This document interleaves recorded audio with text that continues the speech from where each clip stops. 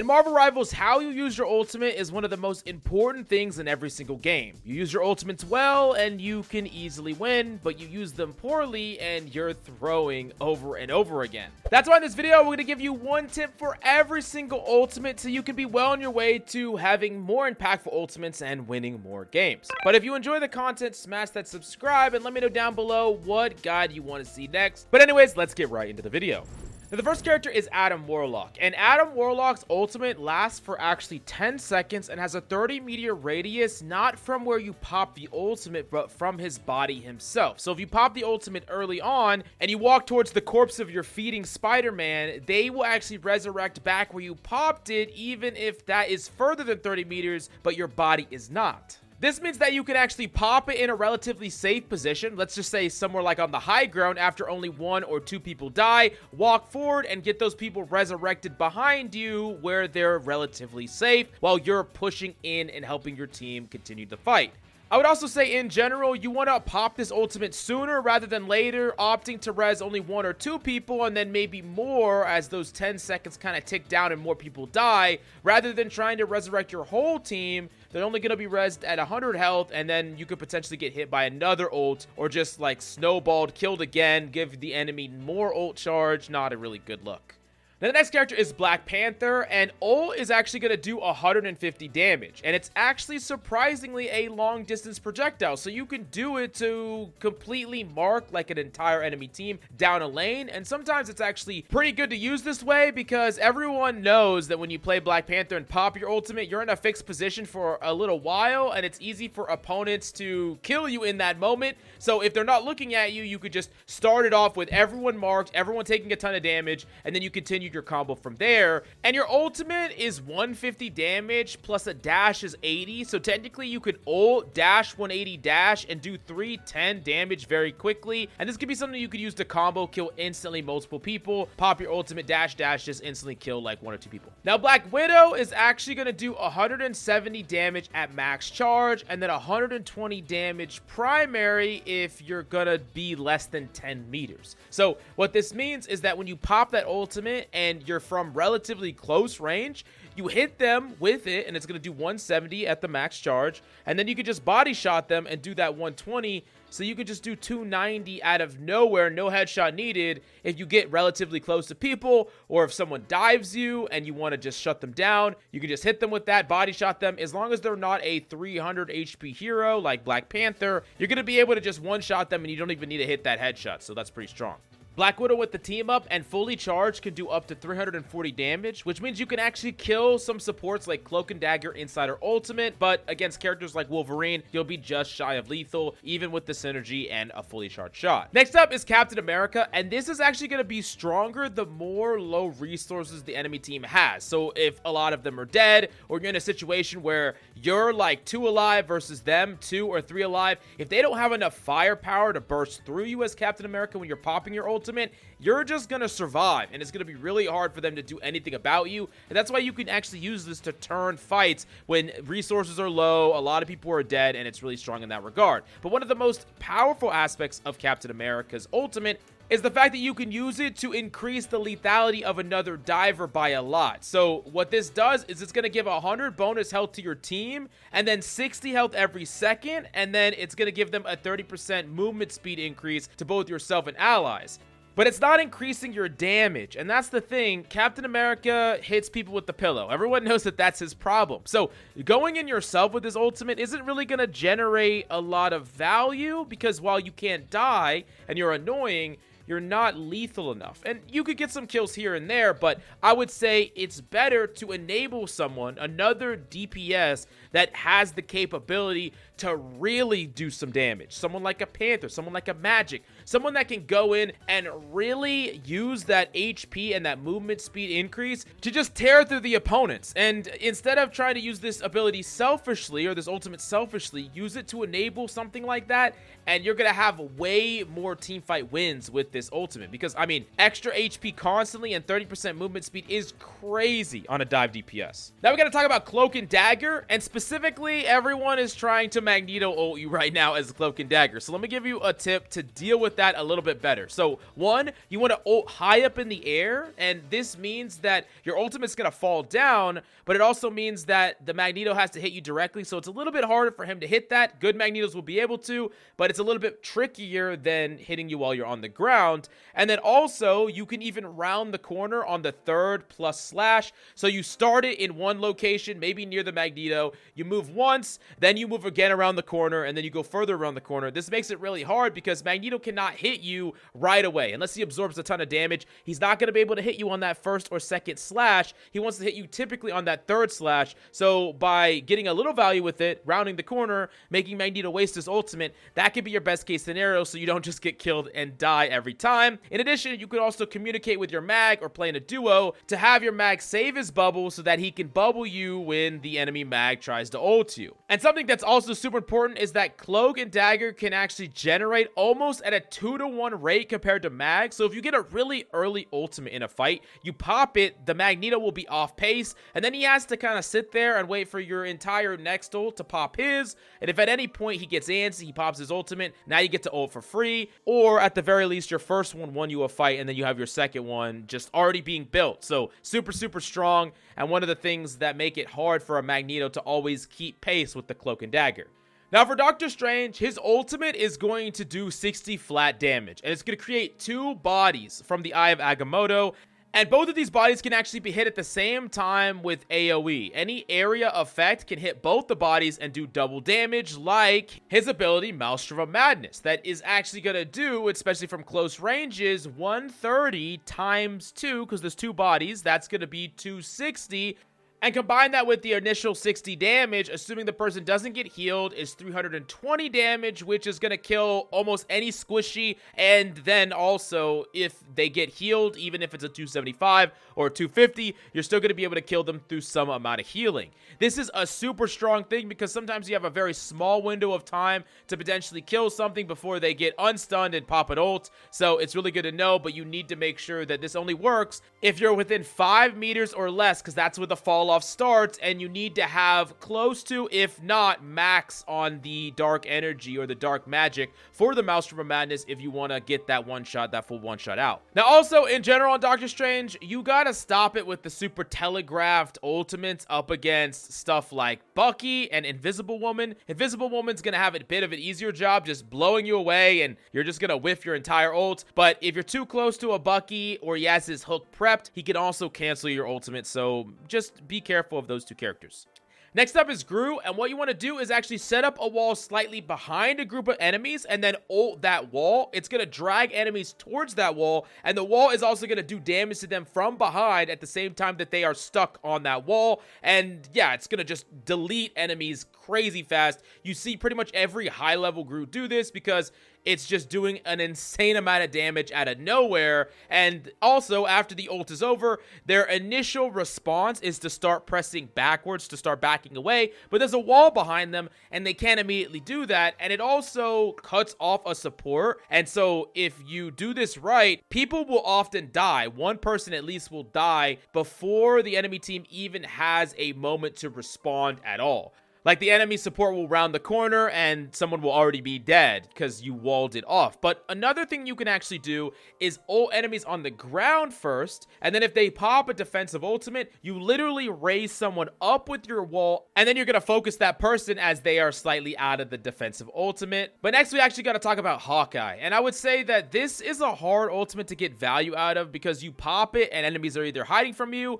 or divers are looking to make a play on you. And I would say that one of the most underrated just ways to use this is just to use it to completely demolish front lines. You don't have to charge your bow. You can just rapid fire that and just kind of eradicate a front line very quickly, do a crazy amount of damage on the front line. I know it's not the most flashy use of it, but it's less than the more high risk ones that aren't guaranteed to get value. You take a really aggressive off angle, you're really likely to just actually get dueled and killed if you don't perfectly hit your shots. So it's a little bit riskier. I'm not saying you can't go for that. that. It is just more riskier, though. Every Hawkeye main will tell you that they die half the time they try. But in general, I would just say you got to be extra aware, especially depending on what the enemy composition is. Like, if they are playing multiple divers, recognize that they're almost never just going to hide and wait. They're almost always going to wait for you to push up and try to get aggressive and look to counter dive on you. But remember, you can shoot really fast and you can still one-shot them without charging up your bow. So you can outplay a lot of these divers if you're ready for them. So just be ready.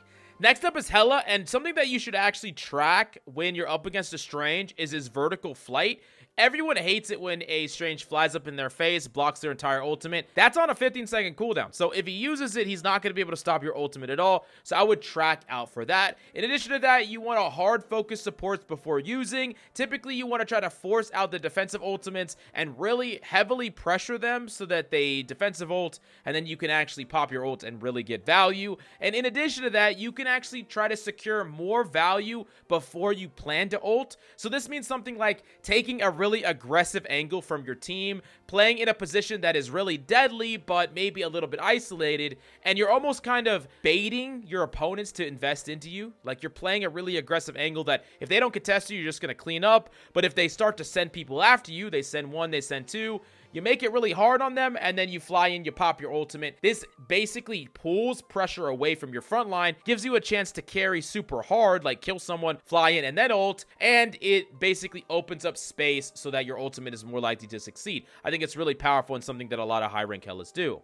Next up, we got to talk about Hulk, and there's quite a few techs involved with Hulk's ultimate, but one of the things that is pretty consistent is the ultimate juggle. So you're going to do 2 hits. That's going to send them flying into the air. Then you're going to grab them mid-air, and then you're going to swing again into a clap. It does a crazy amount of burst damage and can just insta-kill most squishies. You can technically keep juggling opponents over and over again if you want to, but I think having a large amount of burst to a target and then moving on to the next target is a bit better. You're more likely to get a definitive kill outside of certain situations where you like want to juggle a tank or something like that. But you also don't want to just sit back and just constantly clap, clap, clap over and over again, because you're not doing enough burst to burst through a lot of the supports just healing each other. And you almost never really want to use your secondary ultimate where you're grabbing enemies. The best time to use it is actually at the very end of your ultimate, because it will actually elongate the length of the ultimate just a little bit until after that animation is done. Now we got to talk about Invisible Woman. And Invisible Woman, the thing that you should be doing with your ultimate is first and foremost pull enemies inside it. Remember, every time they cross, they're getting slowed and they lose sight from their team. So if there's a tank that's like slightly backing up, you let them slightly back up, you pull them back in, they try to back up again, they're just gonna freaking die. You basically make sure that you're saving your force pull for combination with your ultimate and then forcing enemies to fight in it and not be able to leave it. Plus, holding it can also have you ready to cancel certain things, like an Eye of Agamotto where he flies in, tries to make a play, you can just push him out, something like that. These are things that you should be a little careful of, because people always want to counter ult you, especially towards the end of your Invisible Woman ult. Now, this is something that everyone goes through, myself included. You gotta communicate your ultimates. It's so important. At the very least, type and say, I'll ult first, or I'll ult for this ult. Something if you're not gonna talk, because, you know, double support ulting means you're gonna lose games. That's as simple as it is. Next up for Iron Fist, I know that this makes you a absolute beast, doing more damage, having more combo potential, but you're still vulnerable, especially to mass amounts of CC, focus fire, and everything like that. So I would highly recommend going in with this ability with team aggression. Like, allow your tanks to generate pressure first, allow your team to generate pressure first, and be an extension of that pressure. Don't try to ult in and try to 1v6 the enemy team. Everyone's going to look at you and you're going to fall over. But if they have to deal with you and they have to deal with your team and everyone's going in together, it makes it really, really difficult. So the less you have to clutch up and wipe the whole team with this ultimate, and the more you get to rely on your team's existing pressure, the more this becomes a supplement and the less you need to actually do in order to still carry with this ultimate. Now, that being said, this ultimate becomes better the more low resources your enemy team is. So, like, if you're in a 2v2, this ultimate is super, super strong. It's actually stronger in a 2v2 than it is in a 6v6. The less people that are around to deal with you, the less things you have to play around, the less things you have to block, the less focus fire that exists. Iron Fist kind of is getting feasted upon when a lot of people can look at you and a lot of people can deal with you. So, as the numbers whittle down, this ultimate becomes more appealing to pop. Next up is Iron Man, and one of the things that I think is super strong when you're trying to set up your ultimate is play in a very strong vertical position, like literally right above a door frame or a door or a choke point or whatever, because looking straight up is something that people never do. Like, people will look vertically, like sideways, but straight up, straight above them, that's just very rare. People are not going to clear you out almost ever, and it's just really hard for people to aim. People don't practice aim looking straight up. It's just really awkward for the enemy, and depending on what rank you're in, some people will just never look up ever. So just sitting there, let people walk in, then ult them. They won't even know where the ult's coming from. They'll just die to it. It's really, really hard for people to look straight up, I'm not gonna lie. And then, of course, the simple thing is just to always target enemy defensive ultimates. You can kill supports through the defensive ultimates, so yeah, I would just do that a lot. It's a super favorable trade for you, but be careful of both Loki Totem and Magneto ult. Magneto can eat your ultimate and then use it to kill one of your teammates, and then Loki's totems can just stop your ultimate entirely. Now, for Jeff the Shark, there is quite a few things you can do with this ultimate that is deceptive. I think, one, the obvious one is just to counter enemy support ultimates. They pop a support ult, everyone groups next to it, and even if you can't hit the support character themselves, some of them have CC resistance, you can just grab everyone else and then take them away from their supports and throw them off the pit or jump off the pit yourself and get them all. That's a great way to counter a support ultimate. Not only did they not win the fight with it, but you won the fight with it, which is really cool. In some rare situations, you can actually use this to protect your teammates from certain things. Like, if an enemy Jeff the Shark ults your team off the ledge, you can actually eat your team back and throw them on. It's pretty rare, but it is something to note. And I think just in general, you don't have to eat everyone with the Jeff the Shark ult to get a lot of value with it, especially when there's no pits or any place for you to throw them off the map. Just eating like 2 people and throwing them into your team and communicating you're going to do it just gets people stranded in the middle of 6 people and they just die out of nowhere. You can literally generate 1 to 2 picks with this ultimate pretty reliably if you're not too greedy with it, and I think that's probably one of the best ways to use it. Now, for Loki, this ultimate has infinite potential. It's one of the hardest ultimates to use, but it can actually just carry consistently. It's one of the reasons that Loki has such a high win rate across all ranks, especially in Grandmaster. But the thing about Loki ult is that you have to track enemy ultimates, because how you use it is gonna vary greatly. You could just say, oh, I'm just always gonna copy the Luna and defensive ult, but that might not be the way to win a team fight. Let's say you need to cap an objective, right? And the enemy doesn't have a defensive ultimate. Copying your Strange's Eye of Agamotto or your Storm's ultimate and wiping the enemy team, taking the objective, is the objective best way to win. Like, it's just super strong. But if you play slow, you're like, oh, I'll just hold my ultimate. You let ultimates build up. Then you pop a defensive ultimate instead.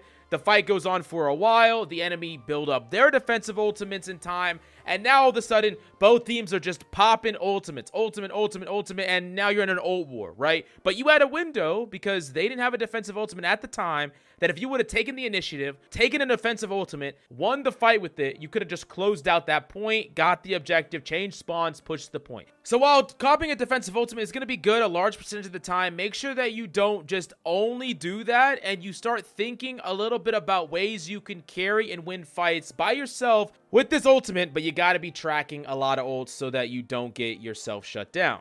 Now, for Luna Snow, you don't want to get this forced in the neutral game, especially when a fight is kind of playing out and you need this ultimate to deny a certain ultimate from the enemy team. It could be a Psylocke ult or an Ayakamoto or whatever the case may be. If opponents aren't investing ultimates into you, you cannot allow yourself to pop this ultimate just in what we call the neutral game, just the normal trade of pressure. And enemies are going to be trying to do this. So you need a position more passive relative to that. So, like, if you're always playing playing in like a neutral position, somewhere not too far up but not too far back. You're being pretty active in the fight, but in this stage, you know that ultimates are going to start flying. You might position more passively. You might reserve your cooldowns a bit more so that you can deny potential divers, because these characters are going to want to try to bait this from you at all possible. They're going to be extra aggressive to you. They're going to do things that might seem a little inty, a little super aggressive, because they want you to pop that ultimate, and you got to position appropriately so that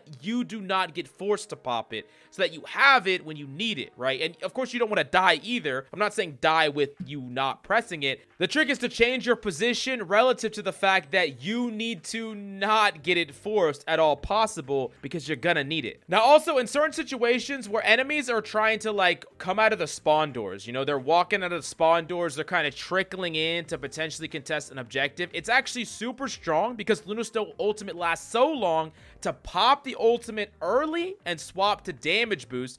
40% damage boost, guess what that's like? A freaking Rocket Raccoon ultimate. It's a lot of damage. That's actually a lot of damage. And if enemies are just trying to contest, being able to focus them and kill them right away is really strong. And then you have the defensive ultimate for the rest of it. So if the fight does drag on, which ideally you're doing this in a situation where it wouldn't drag on if people are just a little bit more powerful. So kind of similar to the Loki example, where you're using this more offensively instead of just waiting for the fight to get dragged out. You pop a defensive ultimate, they stall, then they pop, you know, it could go on forever. But sometimes just taking the initiative, popping it early in situations where enemies are literally like coming out of the spawn one at a time when you're about to cap, and you just want to have that extra burst so that they don't have any time to think, they don't have any time to stall or act or anything, they just die. Honestly, a pretty niche situation, but I would say don't think about any ultimate super one-dimensionally, or else you're limiting your potential. Now, Magik's ultimate actually has a combo that can kill supports through their ultimate. With your alternate fire plus your dash and your uppercut, you can do 362 damage. This means you can one-shot every squishy in the game besides Wolverine if he has his passive, and you can kill supports through their ultimate, like Cloak and Dagger. As long as she's not double stacked on her ultimate, you can combo kill her. You can also easily kill an invisible woman with the normal combo, as she gets no extra health inside her ultimate. And Mantis, if they take a little bit of team damage, you can combo kill them as well. They'll be at 375 and they get quite a bit of healing, so you're going to want your team to focus them or communicate it. Now, upon testing this, I actually found that Luna is bugged.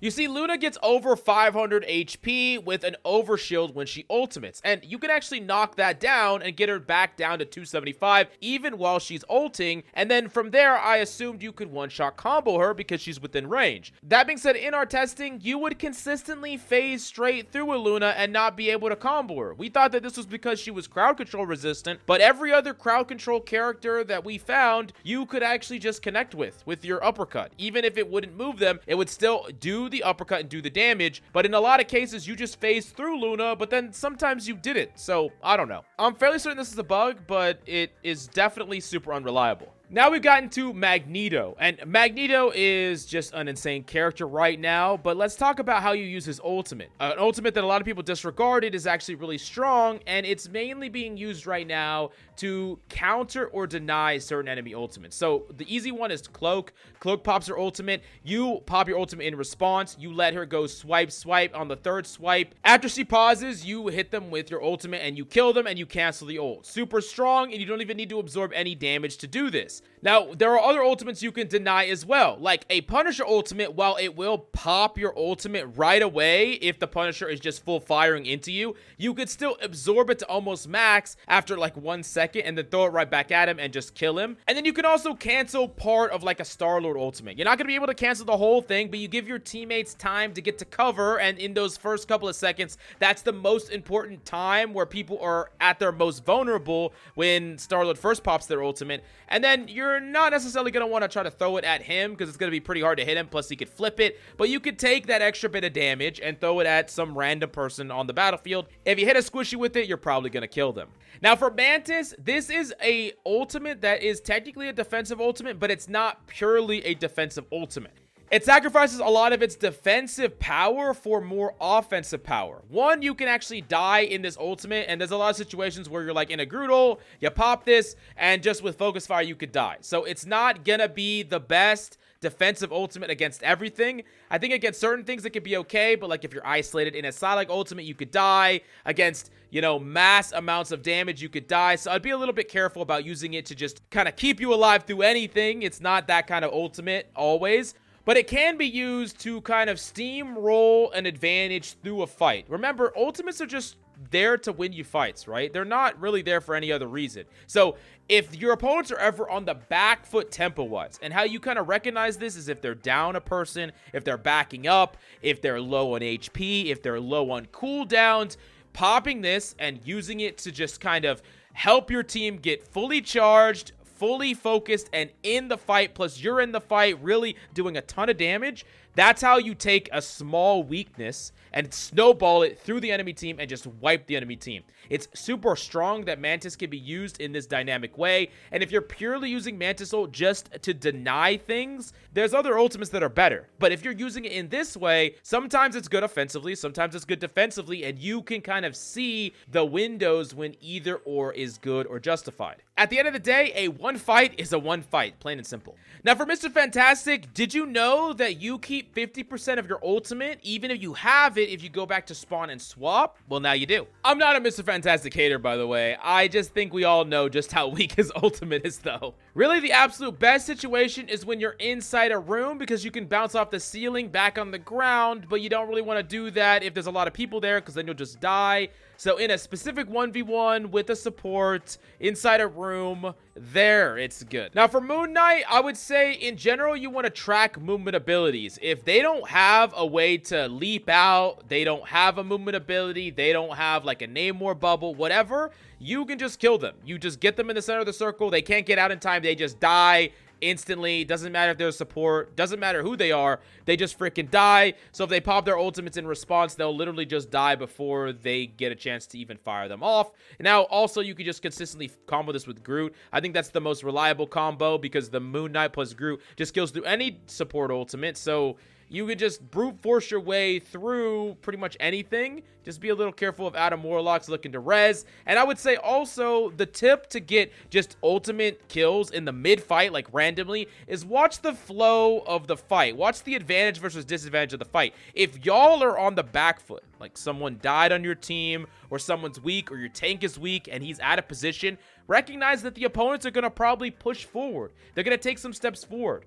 And if they're on the back foot, one of them died, one of them is weak, they're going to take some steps back. And by being able to predict the flow of the fight and putting an ultimate kind of before they even move there, but you know that's where they're going to move, that's how you catch them. And, you know, they're already committing to it. Like, have you ever walked backwards and guess what? The ultimate's behind you. You're like, I'm dead. I'm dead. I can't do anything about it. And that's kind of what you want to create. Now with Namor, it's similar to Moon Knight. You're not going to do quite as much damage, but it's still a good combo with something like Groot, and you can also use this to create flank momentum. I think a really powerful thing you could do on Namor, especially when you're not up against flank comps or enemies that have a lot of flankers, is take a really aggressive off angle, throw both your squids down, and try to generate a kill, right? You right-click somebody, you alternate fire somebody, you get your squids mad at them, they delete them, you keep fighting someone else. You combine that with your ultimate, and you can create a situation where out of nowhere, you kill one person, you kill another person, you stun another person. You're creating a lot of momentum there and a lot of pressure that it's really hard to deal with all at once, where all these things are happening. And then specifically up against certain types of characters, like dive characters, after you've used your bubble, they're going to look to dive you, and even ulting right on top of yourself is pretty powerful. If a Panther comes after you, or a Iron Fist, or a freaking Magik ultimate, or whatever,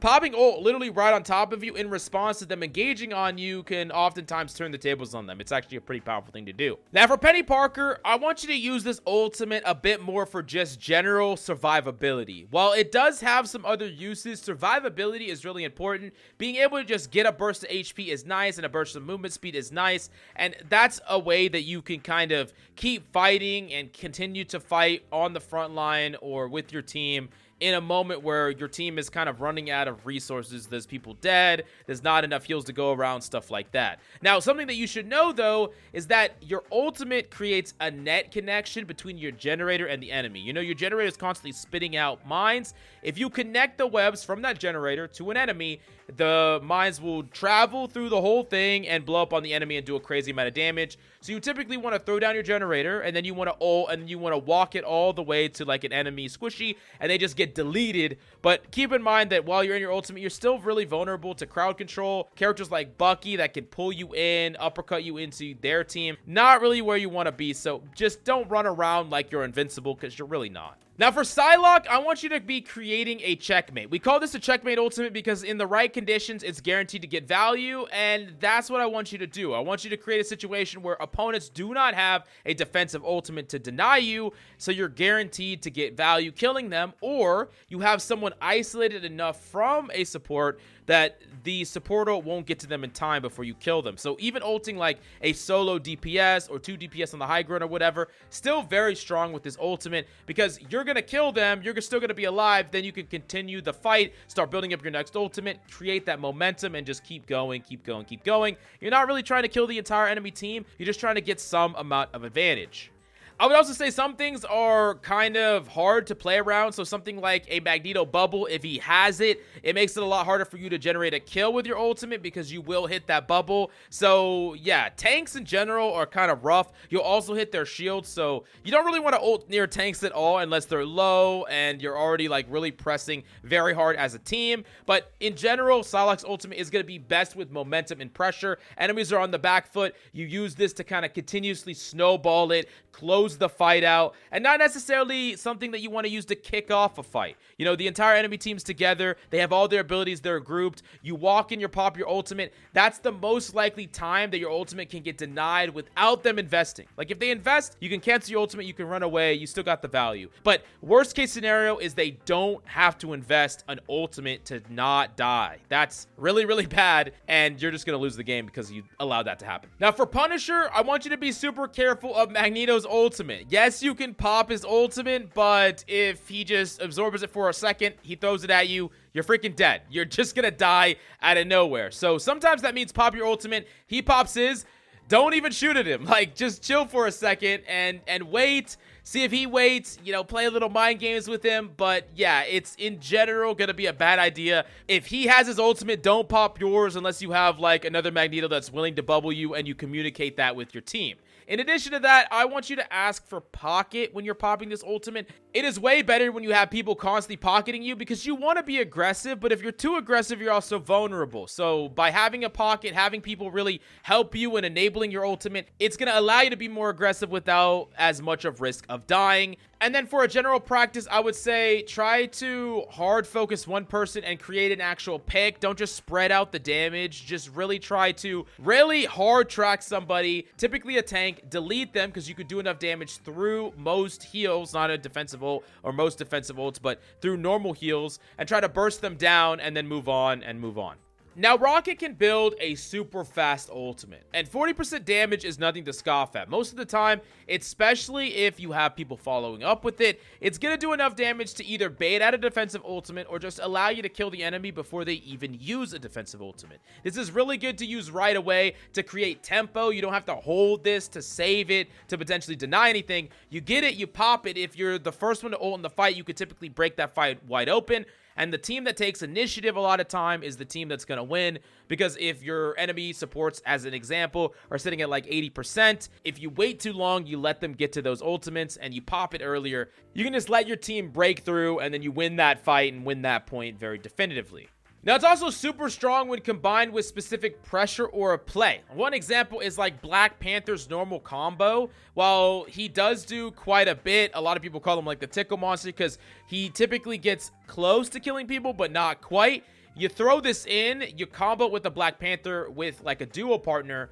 That Black Panther is just gonna shred people. And there's a lot of examples like that. You could do a Bucky jump in. You could do anything aggressive, any sort of aggressive DPS, really. You combine it with this, you throw it into the fight, you go in really aggressive, you combine it with the dive, whatever. Rocket's actually reasonably good with the dive composition. So yeah, but it's super strong. And you could just kind of kill people out of nowhere. Now for Scarlet Witch, you can typically just hide this around the corner. That's the best way to use it in like most cases, is you're hiding it around the corner, hiding it on the high ground, and then popping up at the last second. Everyone knows to do that because otherwise you're just gonna die, but it is something to keep in mind. But also just setting this up with like a bubble or a TP, pop it. If you get the timing right, you pop it. And the Scarlet Witch has already activated her ultimate. She flies through and instantly kills people that are not expecting it. Super strong.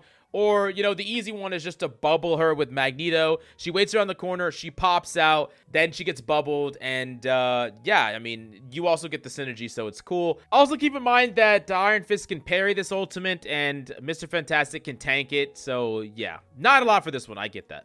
Now for Squirrel Girl, make sure that the first bounce is not too far away. Remember, it's going to hit the wall and then it's going to hone into the nearest person. And ideally, you want it to like hone, bounce between a lot of really close areas, back and forth, on top of a support's freaking face. So that's what you want. And if you throw it to where the first bounce doesn't happen until it's really far away, it becomes too easy to hit. Like, you want the first bounce to happen pretty close to where your opponents are. Ideally, changing directions makes it harder to shoot as well. So, like, you would like it to be against whatever wall is closest to them. That's where it hits first, so then it starts to bounce off. So it's not like, you know, hitting really, really far away. And yeah, that's the best case scenario. You can oftentimes use the cart for this as well, but realize that opponents can actually hide on top of the cart to stay away from the Squirrel Girl's ultimate. Not everyone knows this, but once they start doing that, it's something to keep in mind. You don't want your opponents to just be able to pop up on it and just completely neutralize your ult. Now, Spider-Man's ultimate is deceptively super strong. It's going to do mass crowd control, meaning it's going to stop a lot of other people's ultimates. If there's like a cast animation, you could just deny it, and it's going to give you 250 bonus HP, meaning that even if you're really low in a situation where there's like a couple of enemies that they think they won the fight, maybe they traded a lot of resources, maybe you're low, you fly in, you ult on two supports, you kill them both because it's going to stun them, give you all this health, really hard for them to stop. So yeah, it's a very, very good flipping ultimate. It's actually one of the best parts about Spider-Man's kit.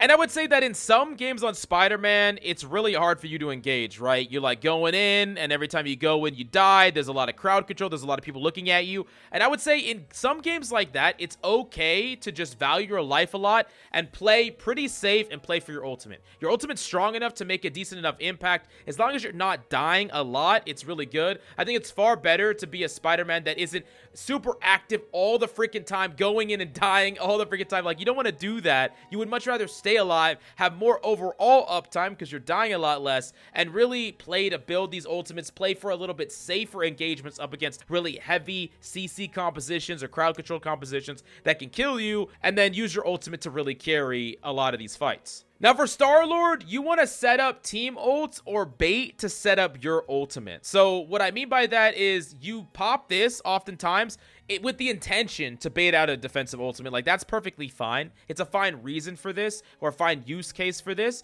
But I would really only do that if I have another really powerful offensive ultimate that I could use, or my team could use to like close out the fight. Like, if I have a Psylocke ultimate and they have one defensive ultimate, I'll pop mine, let it bait out, and then my Psylocke is free, right? I could do that. But in a world where we don't really have something like that, something strong that can close out the fight after they use the defensive ultimate, then you want to just try to be hyper aggressive, stay alive, and try to force that support to use their ultimate. We kind of talked about the flip side on the Luna side. Now you're trying to position in a way that baits the enemy support into investing their ultimate early. You wait it out, and then you pop your ultimate. So you're being really disciplined with your ultimate. You're trying to stay alive, so you're ready to pivot at any time. And you're really trying to find your spots to where you can pressure that support relatively safely because you can't die, and then you can pop your ultimate. So it's different depending on what you have. You got a Storm ultimate, and they only have one defensive ultimate. Just pop your ultimate, trade for it, right? You don't need to necessarily always be the one that kills the entire team. And sometimes calming that and doing that yourself is the best route to victory. Now, make sure that you do have some flips to dodge enemy fire. You want to flip multiple times in the air to make sure that you're able to dodge the random amounts of damage that is coming through. And sometimes when you pop this ultimate, because you have a wide enough view over the battlefield, they pop it to defend one people, but you can actually kill someone else that's isolated slightly. So there's ways to still get value even when they use the defensive ultimate if the enemies are too split up, which happens all the time in ranked. Now for Storm's ult, very strong ultimate. Everyone kind of knows how terrifying this ultimate is. You pop it on enemies that they don't have a defensive ultimate. You kill pretty much any squishy with this ultimate. Now I will say though that when enemies are starting to invest ultimates into you, it's actually a good time to pop this ultimate in response. It's a great ultimate to get you out of the nonsense. So like, if an enemy Storm pops an ult, you could pop an ult in response because it gets you away from their ultimate that's going to hit your team and trying to kind of be proactive yourself. Not only do you get to just disappear so you're not vulnerable, but you also get to almost flip the tables on people that are thinking push, push, push, and then this ultimate's in their backline and their attention's a little bit split. So I think it's actually a pretty good counter ult to use in some situations. Just make sure you don't, int like me and pop it and then die before it casts. Yeah, I've never done that before. Okay, anyways, create momentum afterwards because you do keep a lot of your HP. So you could typically, in like the couple of seconds after your ultimate, you can be aggressive, close things out, and try to finish out the stragglers, the people that are running away, and create momentum in a fight. So if they don't have a defensive ultimate and you don't quite kill everybody with your ult, you could still close out the fight with the last bit of it. But I would still be careful. You could still die in your ultimate. You're not invincible. Certain things that do large amounts of damage, like Executioner from Punisher, can still just eat you up. So be pretty careful around some ultimates like that, but those are only specific cases, and for the most part, this is an ultimate that's just super, super strong if there's not a defensive ultimate to respond to it. Now for Thor, this ultimate got a lot better now that it can't be canceled by everything, but it still is lacking a little bit in firepower. I would say you can bait out support ultimates with it, but you need to fly right above them. Like, they're gonna be able to move away from you, so being able to fly right above them is good. And then you pop the ultimate and they don't really have anywhere to go. This is especially good if they are to use their movement ability. Of course, you don't want to allow them to just jump out like an invisible woman, right? You want to be able to slam down. You are CC immune, so you're not going to be able to get booped. And typically, if you can bait out a defensive ultimate with this, you got good value. On top of that, you can also just destroy characters like Jeff the Shark. He pops his ultimate, you pop yours. You can't be eaten by him because you're CC immune. You slam back down and you kill him and free your team. Hooray. On top of that, you could punish things like Warlock Res. He brings everyone back up at 100, and luckily, your ultimate does just 100 damage. No, I'm just kidding. But yeah, you can kill a lot of the people that he resurrects, and you can actually get there because you're Thor, so you're pretty good at denying Warlock Res if you're ready for it. Now, I would say that in general, any kill, singular kill you can get with this ultimate is value worth it. Like, any ultimate you could bait is also worth it. You're not really shooting for the moon with this ultimate. You're just trying to get something instead of you popping it into the enemy team, getting nothing and dying. That's, yeah, not great. Now, Venom's ultimate got a massive buff, and it can nearly one-shot. So, your alternate plus alternate fire. So, the ult does 50% flat damage plus 50 damage, and that's going to nearly kill a 275 and kill a 250 when you combine that with your alternate fire.